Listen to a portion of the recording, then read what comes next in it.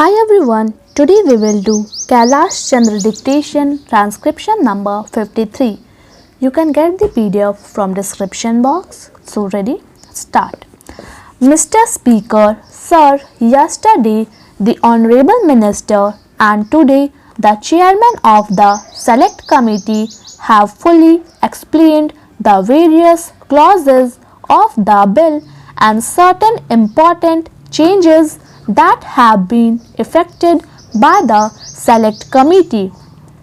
I propose to confine myself to two or three important features of the bill which require re-examination and close attention by the government. Sir, I need hardly emphasize the important role which the electricity supply undertakings play in the national economy of the country. Indeed, the development in the other sphere depends upon the full development of the supply of power, and this bill is of vital importance, affecting as it does the development of electric supply undertakings in the country. I am focusing attention on the role that the private electricity undertakings are playing in the supply of electric power with a view to drawing the attention of government to the difficulties that are bound to be faced by these electricity undertakings in one or two directions.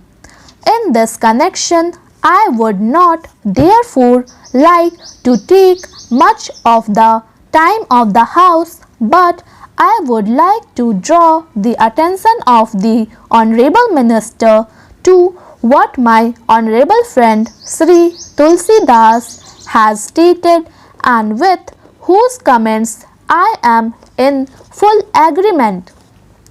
As a matter of fact, the approach of the government to the bill is to fulfill three basic considerations so vital for the healthy growth of this industry. Firstly, that its proper control and regulation is but necessary. I fully agree that this is subject to certain differences on basic aspect, but the important consideration governing this bill is to attempt at providing suitable incentives to the industry, which alone can enable it to increase its capacity to the desired extent. Therefore, I would like to refer to the incentives as provided in the bill and to the need for liberalizing the clause in respect of the fair return to the investor in these undertakings.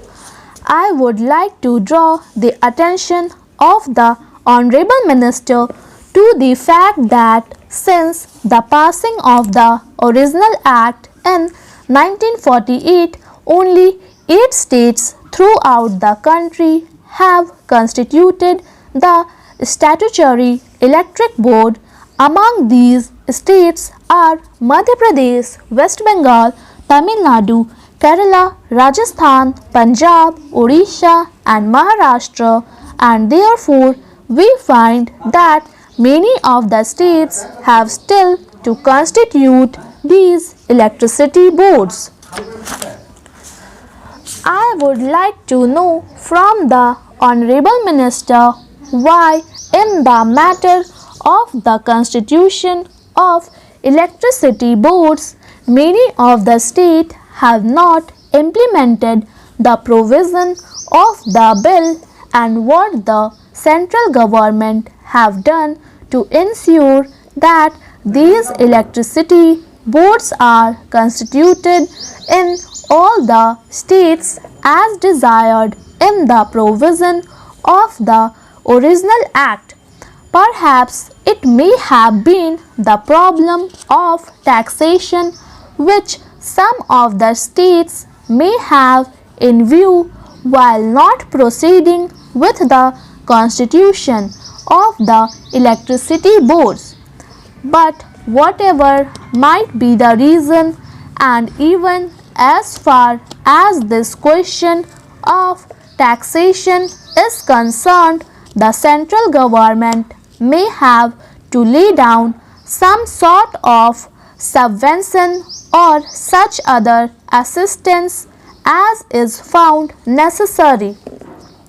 I think that this matter of the constitution of the electricity boards throughout all the states is of vital importance and should be looked into by the central government to ensure that necessary steps are taken in the remaining states for the constitution of these boards. I would now like to say something about the deferred taxation reserve about which the Honorable Minister yesterday said that the amendment regarding this has been brought forward at the instance of the Federation of Electricity Undertakings. The whole complication arises due to the fact that the provisions of the Income Tax Act and the provision of the Electricity Supply Act are contradictory to each other. While the Income Tax Act, with an accelerated depreciation in earlier years, results in large tax relief in the earlier period, and thereby the tax liability of the undertakings is deferred for a future period.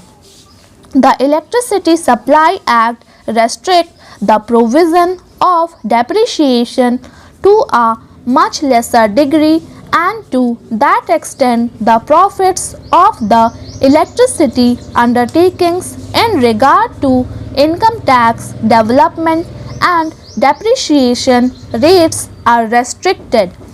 That act lays down a smaller depreciation as compared to what is allowed under the Income Tax Act. What has now been done has been put with certain restriction that it does not really solve the demand that was put forward by the Federation.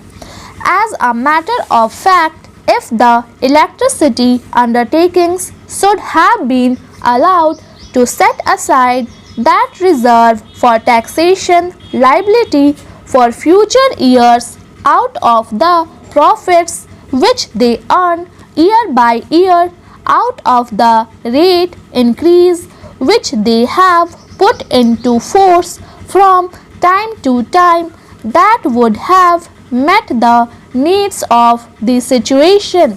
But the clause as it has emerged would rather create more difficulties than solve them, and it has therefore been further represented by the Ministry of Federation of Electricity.